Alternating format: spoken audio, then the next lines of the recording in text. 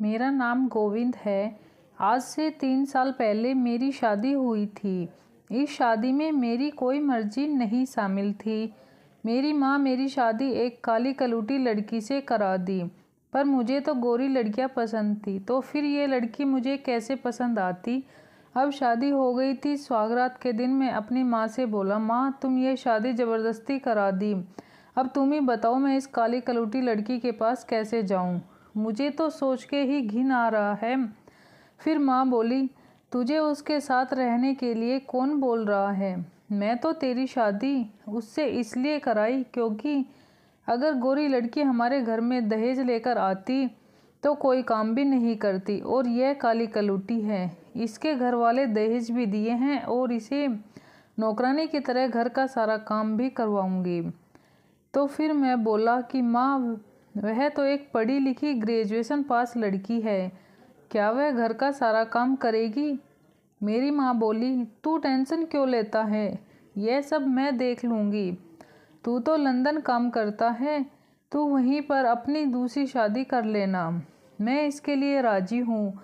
माँ की यह बात सुनकर मैं बहुत खुश हुआ। फिर मैं अपने रूम में गया तो मेरी पत्नी बेड पर घूंघट लिए बैठी थी।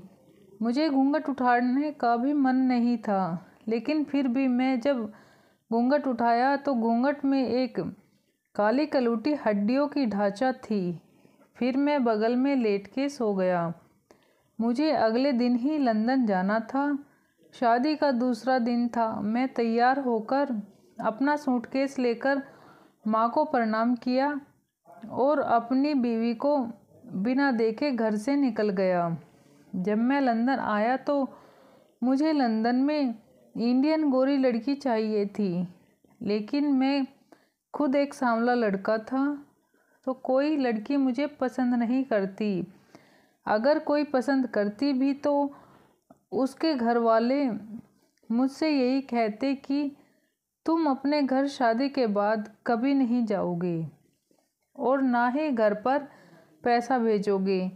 यह बात सुनकर मैं शादी रिजेक्ट कर देता था, क्योंकि मुझे घर भी देखना था और घर का खर्च भी उठाना था। मैं घर पर कभी कभी बात करता था, और बात करता भी था तो माँ मुझे घर की सारी टेंशन बताने लगी, जिसकी वजह से मैं घर पर भी बात करना छोड़ दिया। एक दिन मैं जब अपने दोस्त के पार्टी से आ रहा था तो रास्ते में एक लड़की दिखी जो दुपट्टे से अपना मुंह बांध खड़ी थी। उसके हाथ पैर बहुत सफ़ेद थे, एकदम दूध जैसे। मैं उस लड़की के हाथ पैर को देखकर समझ गया था कि यह बहुत सुंदर है, जिसे मैं ढूंढ रहा था। फिर मैं गाड़ी रोका और उस लड़की से मैंने हिंदी में पूछा, क्या आपको लिफ्ट चाहिए। वह लड़की थोड़ी देर चुप रही और फिर वह हिंदी में ही जवाब दे, हाँ। फिर मैं बोला, ठीक है तो चलिए, मैं आपके घर तक छोड़ देता हूँ। वह लड़की फिर हिंदी में ही जवाब दिया, जिससे मैं समझ गया कि वह भी इंडियन है, और फिर बोली, यहाँ मेरा घर नहीं है, यहाँ पर मेरे मामा मामी रहते थे। जब मैं उनके घर गई तो उनके घर में ताला लगा हुआ था, इसलिए मैं यहाँ खड़ी हूँ। फिर मैं बोला कि अगर आप चाहे तो मेरे रूम में चलकर रह सकती हैं, मैं अकेला रहता हूँ। फिर वह लड़की बोली, मैं आपको जानती नहीं तो आपके साथ कैसे रहूँगी। अगर आप मुझसे शादी कर ले तो मैं आपके साथ चल सकती हूँ। यह बात सुनकर मैं हैरान था, क्योंकि शादी एक गुड्डे गुड़ियों का खेल नहीं है जो 1 मिनट में फैसला ले लें। लेकिन फिर भी पता नहीं क्यों मुझे उसका प्रपोज एक्सेप्ट था और मैं उसे शादी करने के लिए मान गया। अब हमारी शादी हो चुकी थी। मैं उसे अपने रूम में लेकर आया। मेरा एक छोटा सा रूम था और उसी रूम में किचन भी था, जो कि मैं खुद ही खाना बनाता था। रूम में आने के बाद मैं अपनी वाइफ से बोला, अब तो हमारी शादी हो गई है, अब तो यह घूंघट हटा दो। फिर मेरी बीवी घूंघट हटाई। जब मैं अपनी बीवी को देखा तो मैं हैरान रह गया। क्योंकि उस पर्दे के पीछे जैसे कि चांद छुपा हो। मेरी वाइफ बहुत सुंदर थी, दूध जैसी गोरी। मेरी बीवी ने कहा, मुझे बहुत ज़ोर से भूख लगी है। यह बात सुनकर मैं जल्दी से खाना बनाने लगा। खाना बनाकर अपनी बीवी को खिलाया और खुद भी खाया।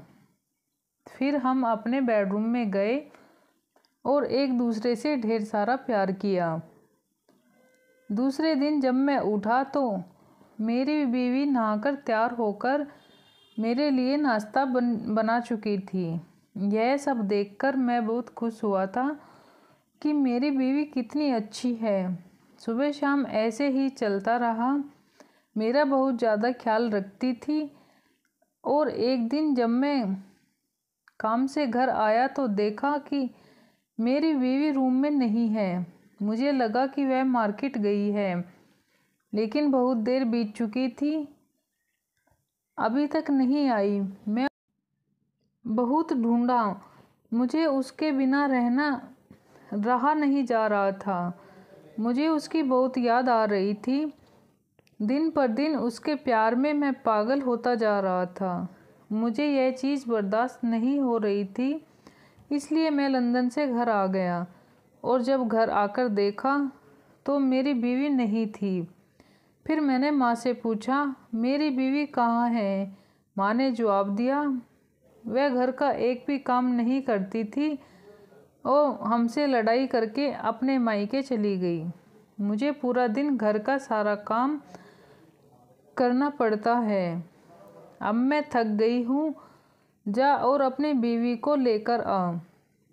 जब मैं अपनी बीवी के घर गया तो उसके भाई उससे मिलने नहीं दे रहे थे। मैं अपनी पहली बीवी के भाई से बहुत मिन्नतें करने के बाद मेरी बीवी का भाई मुझे अपनी बीवी से मिलने की इजाज़त दी। और जब मैं अपनी बीवी को देखा तो शौक हो गया, क्योंकि उसका पेट बाहर निकल रहा था और वह 8 महीने की प्रेग्नेंट थी। यह देखकर मैं गुस्से से लाल हो गया और उसे गाली देने लगा और बदचलन बहाया कहने लगा। तब मेरी बीवी ने कहा, यह बच्चा आपका ही है। फिर मैं बोला, मैं 3 साल बाद घर आया हूँ, तो फिर यह बच्चा मेरे कैसे हो गया? हमारे बीच बहस चलने लगी। अगल बगल के सारे लोग इकट्ठा हो गए। मेरी बीवी की माँ ने मुझसे कहा, यह बच्चा आपका ही है, आप इसे लेकर जाओ। मैं दुनिया की लोक लाज के डर से अपनी बीवी को घर लेकर आ गया, लेकिन उसकी तरफ देखा भी नहीं था। फिर मेरी बीवी ने कहा, यह बच्चा आपका ही है। अगर आपको विश्वास नहीं होता तो कुछ दिन बाद मेरी डिलीवरी होने वाली है, तो आप DNA टेस्ट करा लेना। आप पता कर लीजिए, डिलीवरी के टाइम आ गया है। डिलीवरी भी हो गई। डिलीवरी के बाद जब DNA टेस्ट हुआ तो रिपोर्ट देखकर मैं हैरान था, क्योंकि रिपोर्ट में लिखा था कि यह मेरा ही बच्चा है। मैं अपने शहर के सबसे बड़े अस्पताल में जांच करवाया तो वहां पर भी यही रिपोर्ट आई। इसके बाद मैं और भी 3-4 हॉस्पिटल में जांच करवाया, हर जगह वही रिपोर्ट थी। फिर भी मैं विश्वास नहीं किया। फिर मेरी पत्नी ने कहा, मैं आपको एक सच्चाई बताती हूँ। लंदन में जो लड़की आपको रास्ते में मिली थी वह मैं ही थी। जब मैं शादी के बाद मायके गई तो मेरी मामी ने मेरे घर आई हुई थी। मुझे देखा वह हैरान रह गई, क्योंकि मेरी हालत जैसी थी। 10 साल पहले मैं बहुत सुंदर और बहुत हेल्दी थी। मेरी मामी लंदन में रहती है। मेरी मामी ही बोली, चलो मैं तुम्हारे पति से मिलवाती हूँ और मैं तुम्हें ऐसा बना दूँगी कि तुम्हारा पति तुम्हें पहचान नहीं पाएगा। लंदन में बहुत दवाइयाँ और सुई जिसकी वजह से मैं कुछ ही दिनों में बहुत गोरी हो गई, इसलिए मैं लंदन में आपसे मिली थी। मेरा विश्वास कीजिए, मैं आपकी लंदन वाली ही बीवी हूँ। साथ हम लोग इतने वक्त साथ बिताए जिसकी वजह से यह हमारे प्यार की निशानी है। मैं अपनी बीवी पर थोड़ा भी विश्वास नहीं किया और अपने बच्चे की तरफ बिल्कुल भी नहीं देखा। इससे तंग आकर मेरी बीवी ने कहा, आप मुझसे प्यार नहीं करते, फिर मैं आपके पास क्यों रहूं? मैं जा रही हूं अपने घर, आप अपना बच्चा संभालिए। मेरी बीवी अपने मायके चली गई। अब मेरा बच्चा पूरा दिन रोता रहा। मैं माँ से बोला, इस बच्चे को चुप कर। मेरी माँ बोली, उस बदचलन के बच्चे को मैं क्यों संभालूं? वह तेरी बीवी थी। मैं घर के काम करके पहले से ही बहुत परेशान हूँ। अब इस बच्चे की जिम्मेदारी मुझे नहीं उठाई जाएगी। मैं जा रही हूँ यहाँ से कहीं और, तू संभाल इस बच्चे को। वह बच्चा भूख के मारे शाम तक रोता रहा। फिर भी मैं उस बच्चे के पास नहीं जा रहा था। उस बच्चे के रोने की वजह से मैं ठीक से सो भी नहीं पाया। फिर भी मैं उस बच्चे के पास जाकर देखा तो वह भूख से चिल्ला रहा था। फिर मैंने उसे उठाया और दूध पिलाया। रात भर उठता रहा और दूध पिलाता रहा। ऐसे ही कई दिन बीत गए।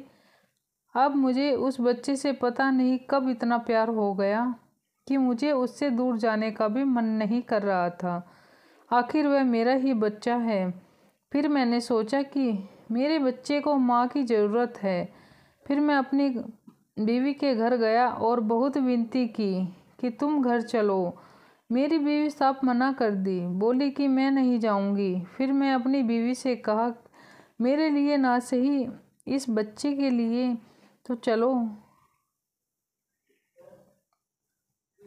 मेरी बीवी जब हमारे बच्चे की तरफ देखी तो उसकी आंख भर आई और अपने बच्चे को गोद में ले फिर मेरे साथ आने के लिए राजी हो गई।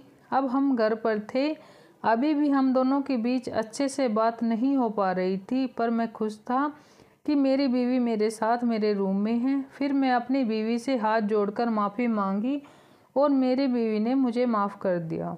तो दोस्तों, आज की कहानी आपको कैसी लगी कमेंट करके ज़रूर बताना। चैनल पर पहली बार आए हैं तो चैनल को सब्सक्राइब ज़रूर करना।